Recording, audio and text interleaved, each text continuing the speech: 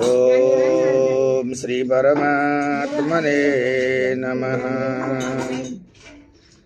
लक्ष्मीनाथ समारंभां नाथयामुनमध्यमाम् अस्मदाचार्यपर्यन्तां वन्दे गुरुपरम्पराम्। यतिपतिपदभृङ्गं कौशिकाब्धिसचन्द्रं शठरिपुमतसकतं वादिसिंहार्यभक्तं कमलनयनमार्यानन्तवर्यैकशिष्यं सकलबुधवरिष्ठं योगिराजं भजामि। नारायणं नमस्कृत्य नरं चैव नरोत्तमं देवीं सरस्वतीं व्यासं ततो जयमुदीरयेत्। भक्तवत्सल भगवान को, श्री कृष्णचंद्र भगवान को,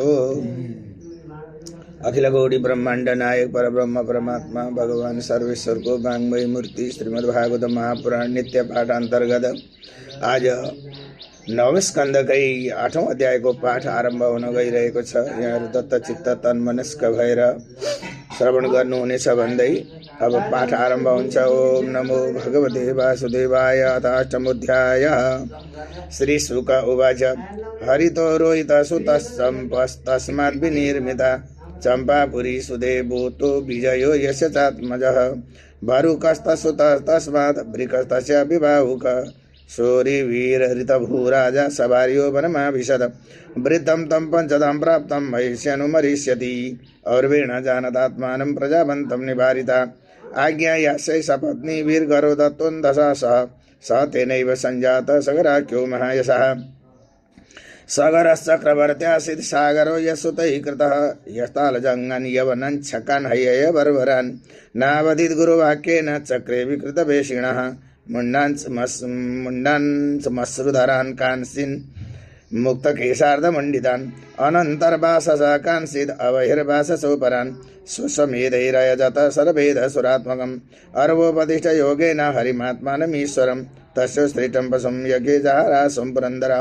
सुमत्यास्तनया तृप्ता पितुरादेशकारिणः हयामन्वेषमाणास्ते समन्तान्यखनन्मयीं प्रागुदीच्यां दिशि हयं ददृशु कपिलान्तिके एष बाजियरश्चौर अस्ते मीलितलोचनः अन्यतां पाप इति षष्ठीसहस्रेण उदायुधा अव्ययुरुर्मिमेष तदा मुनि स्वशरीराग्निना तावन्महेन्द्र हृतचेतस महद्व्यतिक्रमहता भस्मसादभवन् क्षणात् न साधु बाधो मुनिकोपवर्जिता नृपेन्द्रपुत्रा इति सत्त्वधामनि कथं तमोरो समयं विभाव्यते जगत्पवित्रात्मनि खेरजो भुव यस्येरिता संख्यमयी दृढे हनौर्यया मुमुक्षुस्तरते दुरत्यं भवार्णवं मृत्युपथं विपस्थितः परात्मभूतस्य कथं पृथङ्मति यो समञ्जस इत्युक्तः सकेशिन्यान्यपात्मजः तस्य पुत्रुं सुमान् नाम पितामह इति रतः असमञ्जसात्मानं दर्शयन् असमञ्जसं जातिस्मरः पुरा संगादि योगी योगाद् विचालितः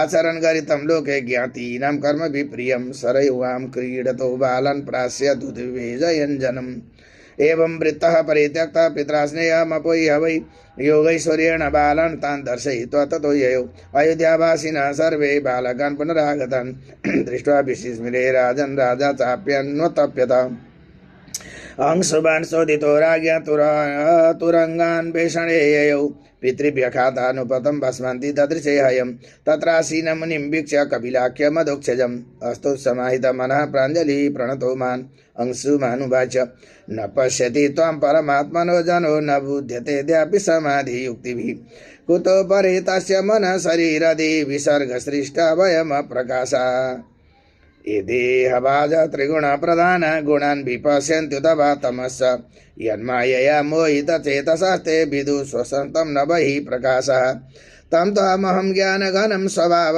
प्रदस्तमाया गुणभेदमोहै सनन्दनाद्यैर्मुनिभिर्विभाव्यं कथं विमूढः परिभावयामि प्रशान्तमाया गुणकर्मलिङ्गमनामरूपं सदसद्विमुक्तं ज्ञानोपदेशाय गृहीतदेहं नमामहे त्वां पुरुषं पुराणं त्वन्माया रचिते लोके वस्तुबुद्ध्या गृहादिषु भ्रमन्ति कामलोभेर्ष्या मोहविभ्रान्तचेतसा अद्यनः सर्वभूतात्मन् कामकर्मेन्द्रियाशयः मोहपाशो दृढच्छिन्नो भगवंस्तव दर्शनात्।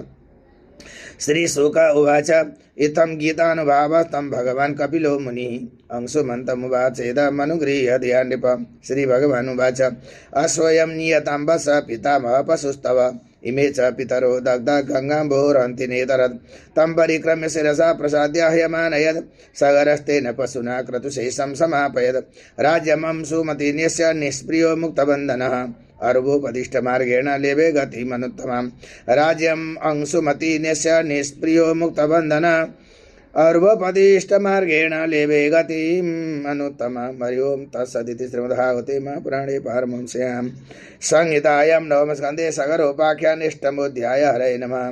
कृष्णाय वासुदेवाय हरये परमात्मने प्रणतक्लेशनाशाय गोविन्दाय नमो नमः। भक्तवत्सल भगवान को, श्री कृष्णचंद्र भगवान को, लक्ष्मी नारायण भगवान को, भक्त और भगवान को जय जय श्रीमन्नारायण।